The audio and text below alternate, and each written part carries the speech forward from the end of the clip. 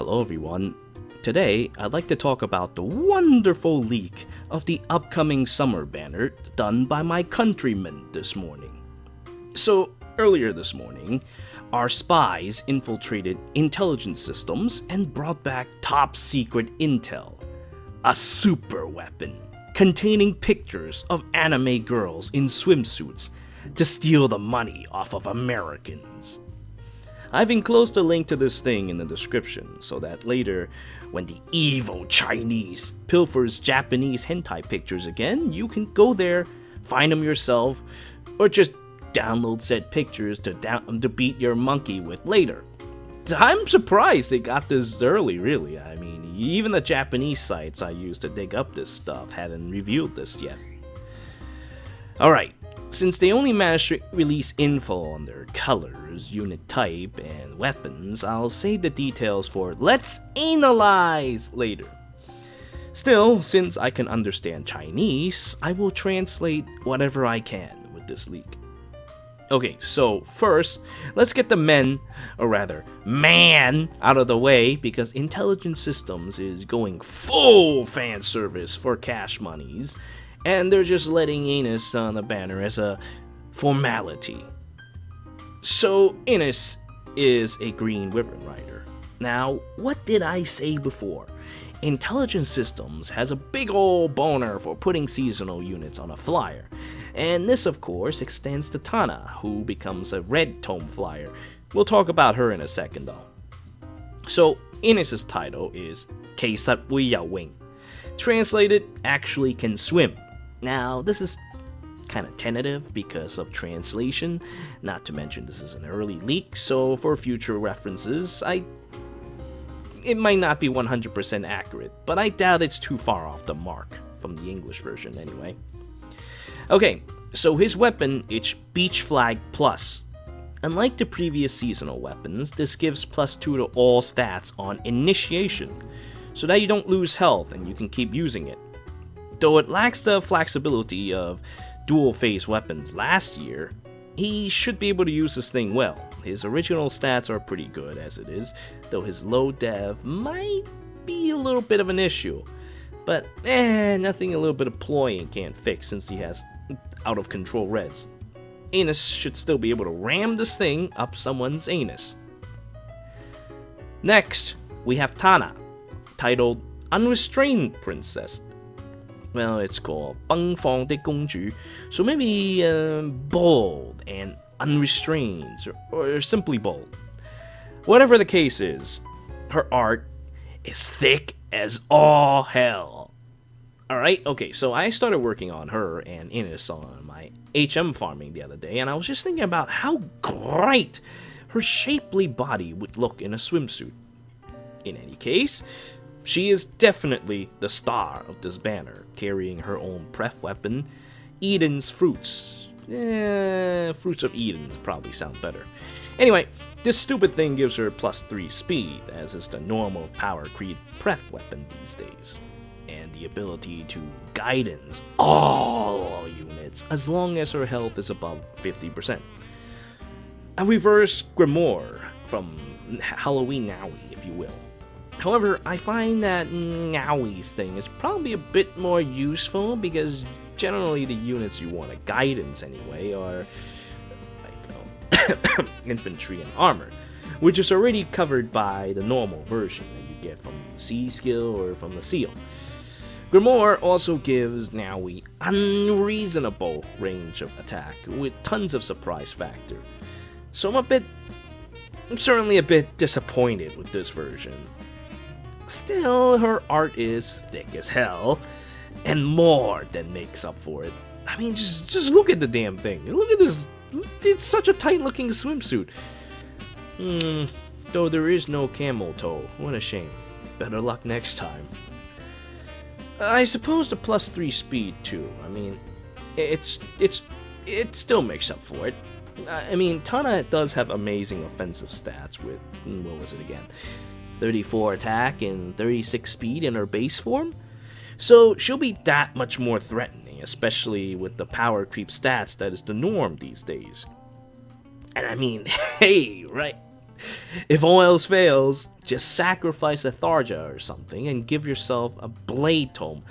Most brainless cookie cutter weapon in the whole wide world. But it works, and keeps my Spring Camilla relevant even to this day. No, not just relevant, but still completely top tier, bringer of destruction, etc, etc. I actually think that Tana might just have too much speed if she gets the buffs, especially flyer buffs, which leads to wasted points. Something to think about. Alright, and next we have Cordelia, titled Genius in a Swimsuit, 身着泳裝的天才騎士, or Genius Rider wearing a swimsuit if you want to get all literal here.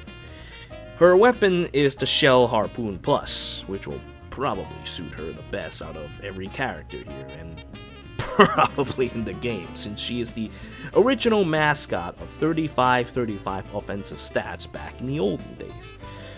2 to all stats on the offense combined with a fierce life and death or equivalent offensive A-slot weapon will turn her into a terror on horseback. Which, to be honest, it makes me a little sad, because said stats didn't exist for cavalry lancers. With only Elder Toguro, Gourmet, Oscar, achieving 33-34, and Puri with her 33-33. Oh, actually, Finn has 34-33 too, too bad. He's never going to get any merges. But in any case, I would have loved using Puri instead, because Cordelia isn't going to be talking about, bye-bye intestines! No, she's just going to be talking about the pains of unrequited love, or maybe a few quips about tropical attacks. Though she does have quite a rather skimpy-ass swimsuit, though. Just look at the damn thing. She looks like she's barely wearing anything at this point. What a shame, though. She's flat as a board. Let's be honest with ourselves here. No, probably worse. I know for a fact that even lollies have bigger breasts than her.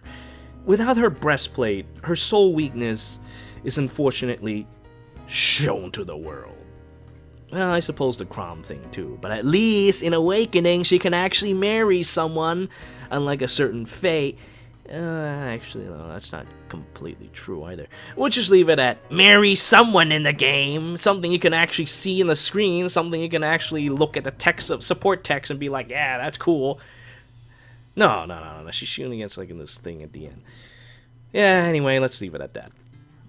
So finally, we have 害怕曬太陽, afraid of sunbathing, Noire, my friend's favorite from Awakening, who also incidentally gets the Charlotte and Shigure's treatment where they get a seasonal before their normal form. So what does Starya's daughter have to offer us for today? Well, she has the coconut bow, which also gives the +2 to all stats on initiation, which I think is rather perfect for archers, since they're mostly player-faced creatures outside of people like Rebecca or Legendary Lyn, who has enough defense and speed to pull off a counterattack and then offense setup. Still, this is a great bow, and it is great to pass on to others too. But why would you do that? Like her mother, L.A. Noire is thick as all hell. That swimsuit right there?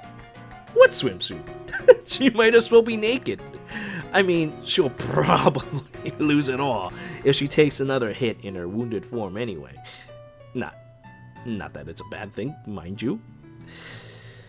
Alright, well, I'm glad that they at least put in the detail of her receiving brain damage when she activates her skills as well. I love that about her the most. It even gives her a sexy tan too. Sweet. But anyway, with great sadness, this is the end of our swimsuit watching journey. Now, if it's anything like last year, they'll probably release another set, so for now, this month, we're done. But next month, I'm pretty sure Intelligent System's gonna want to cash in on more cash monies, maybe bringing in characters from Echoes, or I don't know, from... We'll probably see another Lin Alt, huh? Anyway, let us give thanks to our Chinese spies for making this happen, who also included a picture of George, codename Touch, Lucas, doing his best. You know, just for our personal amusement. I thank you all for watching. Until next time.